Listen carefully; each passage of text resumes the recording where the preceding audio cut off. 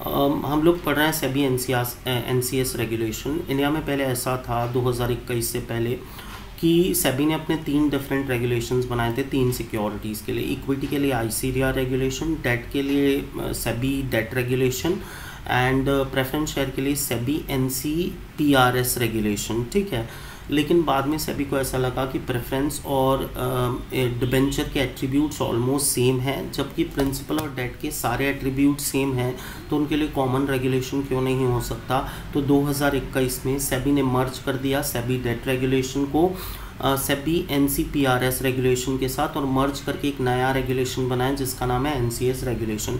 आज की डेट में अगर आप 5 सिक्योरिटीज़ इशू कर रहे हैं तो आपको एनसीएस रेगुलेशन फॉलो करना है। कोई सेपरेट प्रेफरेंस शेयर और डिबेंचर का अलग अलग रेगुलेशन मार्केट में नहीं है। अगर आप डिबेंचर इशू कर रहे हैं, आप non convertible preference share issue कर रहे हैं, नॉन कन्वर्टेबल डिबेंचर इशू कर रहे हैं, परपीचुअल डिबेंचर इशू कर रहे हैं, परपीचुअल non cumulative preference share issue कर रहे हैं या कमर्शियल पेपर इशू कर रहे हैं, तो इन 5 सिक्योरिटीज़ के इशू में आपको क्या फॉलो करना होगा, सेबी एनसीएस रेगुलेशन फॉलो करना होगा। अगर कोई लिस्टेड कंपनी प्राइवेट प्लेसमेंट भी कर रही है इन सिक्योरिटीज़ का, तो प्राइवेट प्लेसमेंट के केस में भी उनको एनसीएस रेगुलेशन फॉलो करना ज़रूरी है, और पब्लिक इशू में तो सवाल ही नहीं उठता कि ये रेगुलेशन फॉलो नहीं होंगे, राइट।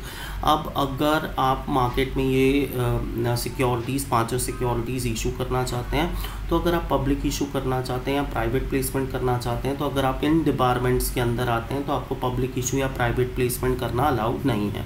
पहला, आपकी कंपनी खुद या आपके प्रमोटर और director debarred from accessing capital market है और वो डिबारमेंट पीरियड अभी तक ख़त्म नहीं हुआ है। तो अगर आप डिबार्ड हैं तो ना ही आप इक्विटी इशू कर सकते हैं, ना ही आप प्रेफरेंस इशू कर सकते हैं, ना ही आप डिबेंचर इशू कर सकते हैं, राइट। फिर सेकंड बोलता है, अगर आपके प्रमोटर और डायरेक्टर किसी भी ऐसी कंपनी से कनेक्टेड है which is debarred from accessing capital market, तो ना ही आप इक्विटी इशू कर सकते हैं, प्रेफरेंस इशू कर सकते हैं और डिबेंचर इशू कर सकते हैं। ऐसा बिल्कुल भी अलाउड नहीं है। लेकिन इन दोनों क्लॉज में ये क्लियरली बोला है, अगर आपका ऐसा डायरेक्टर डिबार है जो डायरेक्टर नॉमिनी डायरेक्टर है, आपका डायरेक्टर नहीं है, वो नॉमिनेशन से अपॉइंट हुआ है, तो नॉमिनी डायरेक्टर के डिपार्टमेंट का आप पर कोई असर नहीं होगा। अगर आपका नॉमिनी डायरेक्टर डिबार्ड है तो आप पब्लिक इशू प्राइवेट प्लेसमेंट दोनों कर सकते हैं। तीसरा बोलता है, अगर आपके प्रमोटर और डायरेक्टर विलफुल डिफ़ॉल्टर हैं, तो विलफुल डिफ़ॉल्टर होने पर आप मार्केट में पब्लिक इशू नहीं कर सकते बट आप प्राइवेट प्लेसमेंट कर सकते हैं। अगर आपके प्रमोटर और डायरेक्टर फ्यूजिटिव इकोनॉमिक ऑफेंडर है तो आप कुछ नहीं कर सकते, ना ही पब्लिक इशू ना ही प्राइवेट प्लेसमेंट। अगर आपने आपके ऊपर कोई भी पेनल्टी इम्पोज हुई है सेबी या स्टॉक एक्सचेंज की और आपने वो पेनल्टी पे नहीं की है, तो जब तक आप पेनल्टी पे नहीं कर देते तब तक ना ही आप पब्लिक इशू कर सकते हैं, ना ही आप प्राइवेट प्लेसमेंट कर सकते हैं। अगर आपके एग्जिस्टिंग नॉन कन्वर्टेबल सिक्योरिटी पे मोर देन 6 महीने का डिफ़ॉल्ट चल रहा है इंटरेस्ट या प्रिंसिपल का, तो आप पब्लिक इशू नहीं कर सकते, प्राइवेट प्लेसमेंट कर सकते हैं, राइट। अगर आप मार्केट में नॉन कन्वर्टेबल डिबेंचर्स इशू कर रहे हैं और उसका पब्लिक इशू कर रहे हैं, तो आपको in principle approval stock exchange की लेना मैंडेटरी है और साथ में डिपॉजिटरी के साथ डीलिस्टिंग एग्रीमेंट करना ज़रूरी है। अगर आप मार्केट में डिबेंचर इशू कर रहे हैं तो आपको 4 एडिशनल कंडीशन सेटिस्फाई करनी है। कंडीशन नंबर 1, आपको डिबेंचर ट्रस्टी अपॉइंट करना मैंडेटरी है। दूसरा, आपको क्रेडिट रेटिंग लेना मैंडेटरी है। क्रेडिट रेटिंग चाहे वो सॉलिसिटेड हो, आपने अपनी मर्जी से ली हो, अनसॉलिसिटेड हो, मतलब वॉलंटरीली क्रेडिट रेटिंग एजेंसी ने आपको क्रेडिट रेटिंग प्रोवाइड कर दी हो, सॉलिसिटेड, अनसॉलिसिटेड, रिजेक्टेड, एक्सेप्टेड, सारी क्रेडिट रेटिंग को आपको ऑफर डॉक्यूमेंट में दिखाना ज़रूरी है। तीसरा, अगर आपके डिबेंचर सिक्योर्ड हैं तो आपको कंपनीज एक्ट 2013 की सेक्शन 77 के तहत चार्ज का रजिस्ट्रेशन कराना ज़रूरी है, चार्ज का रजिस्ट्रेशन कराना ज़रूरी है। और चौथा और आखिरी रिक्वायरमेंट डिबेंचर के केस में जो एप्लीकेबल होती है, कंपनी लॉ के हिसाब से आपको डिबेंचर रिडेम्पशन रिजर्व बनाना ज़रूरी है।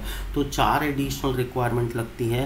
पहली, डिबेंचर ट्रस्टी का अपॉइंटमेंट, दूसरा चार्ज का क्रिएशन, तीसरा डिबेंचर रिडेम्पशन रिजर्व बनाना, चौथा क्रेडिट रेटिंग लेना। ये 4 चीज़ें सिर्फ और सिर्फ डेट इंस्ट्रूमेंट पे एप्लीकेबल होती है, ना ही इक्विटी पे एप्लीकेबल होती है, ना ही प्रेफरेंस पे एप्लीकेबल होती है, राइट स्टूडेंट्स। क्लियर है? Yes sir. फिर हम लोगों ने ये पढ़ा कि क्या आप मार्केट में ऐसे डिबेंचर इशू कर सकते हैं जो ओपन एंडेड होंगे, जिसमें पुट और कॉल ऑप्शन मिलेगा। पुट ऑप्शन मतलब कभी भी डिबेंचर होल्डर आकर आपके डिबेंचर्स आपको हैंड ओवर कर सकता है। कॉल ऑप्शन मतलब आप मैच्योरिटी से पहले ही इनको रिडीम कर सकते हैं। रिडीम ऐसा करना अलाउड है, बट ऐसी कोई भी विंडो अगर आप पुट ऑप्शन या कॉल ऑप्शन की विंडो ओपन कर रहे हैं तो आपको 21 दिन का एडवांस नोटिस देना है। विंडो मिनिमम 3 दिन के लिए ओपन रहेगी। बंदा चाहे तो पार्शली एक्सरसाइज कर सकता है कॉल ऑप्शन को, सॉरी पुट ऑप्शन को, और लेकिन अगर आप कॉल ऑप्शन को पार्शली एक्सरसाइज करना चाह रहे हैं तो आपको प्रोपोर्शनेट ऑफ़र देना ज़रूरी है, प्रोपोर्शनेट राइट देना ज़रूरी है। 1 साल से पहले आप पुट और कॉल ऑप्शन एक्सरसाइज नहीं कर सकते। 1 साल के बाद ही आप put and call option exercise कर सकते हो। Put and call option exercise करने पर जो भी पेमेंट बनता है समय पे कर दें, डिले पे 15% इंटरेस्ट लगेगा। राइट? क्लियर है स्टूडेंट्स? Yes clear sir. है। फिर हर डिबेंचर इशू पे आपको ट्रस्ट डीड एग्जीक्यूट करना ज़रूरी है। ट्रस्ट डीड आपको ऑफर क्लोज होने के 3 मंथ्स के अंदर एग्जीक्यूट करनी है। Delay in execution of trust deed पे आपको 2% इशू साइज का इंटरेस्ट देना होगा। ट्रस्ट डीड में लिखे गए किसी भी क्लॉज से आप एग्जाम्प्ट नहीं कर सकते हो ट्रस्टी को, लेकिन कर सकते हो अगर 75% डिबेंचर होल्डर अप्रूव कर दें तो। राइट? क्लियर है? डिबेंचर ट्रस्टी की ड्यूटी है ईमानदारी के साथ डिबेंचर होल्डर्स के इंटरेस्ट को प्रोटेक्ट करना कंपनी के अगेंस्ट। अब एक नया कॉन्सेप्ट आया जिस कॉन्सेप्ट का नाम है ग्रीन बॉन्ड। ग्रीन बॉन्ड एक न्यू सिक्योरिटी है जो एनवायरमेंटली सस्टेनेबल प्रोजेक्ट्स को सपोर्ट करती है। ये सिक्योरिटी अगर कोई भी कंपनी इशू कर रही है तो उसको सर्टेन एग्जाम्पशंस मिलेंगे सेबी की तरफ से, क्योंकि वो फंड रेज कर रही किसी एनवायरमेंटली सस्टेनेबल प्रोजेक्ट के लिए। इससे फंड रेज किया गया फंड सिर्फ एनवायरमेंटल फ्रेंडली प्रोजेक्ट्स पे ही पैसा इन्वेस्ट करेगा। राइट? 4 तरह की ग्रीन सिक्योरिटीज़ या एनवायरमेंटल फ्रेंडली सिक्योरिटीज़ मार्केट में अवेलेबल है। ग्रीन मतलब आप किसी भी तरह के सस्टेनेबल प्रोजेक्ट में पैसा लगा रहे हैं। ब्लू मतलब आप वाटर सस्टेनेबल प्रोजेक्ट में पैसा लगाएंगे। येलो मतलब आप एनर्जी सस्टेनेबल प्रोजेक्ट या सोलार एनर्जी में पैसा लगाएंगे। और ट्रांजिशन बॉन्ड बोले तो ऐसे बॉन्ड जो कंपनी इशू करेगी अपनी सारी रिनोवेशन के लिए, वो सारी टेक्नोलॉजीज़ को स्क्रैप आउट करेगी कंपनी इनसे फंड रेज करके, और नई टेक्नोलॉजी अडॉप्ट करेगी जो एनवायरमेंटल फ्रेंडली होगी। राइट? क्लियर हो गया स्टूडेंट्स? नेक्स्ट हम लोगों ने पढ़ा किसी भी पब्लिक इशू में, चाहे वो इक्विटी हो, प्रेफरेंस हो या डिबेंचर हो, पब्लिक इशू मिनिमम 3 दिन के लिए ओपन रहेगा, मैक्सिमम 10 दिन के लिए ओपन रहेगा।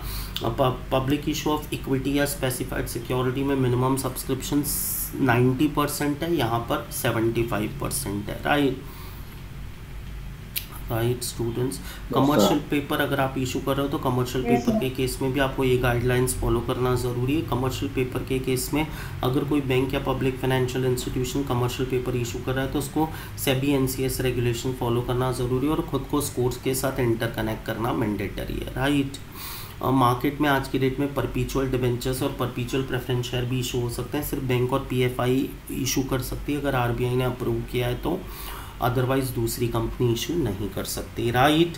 Done students? Yes sir.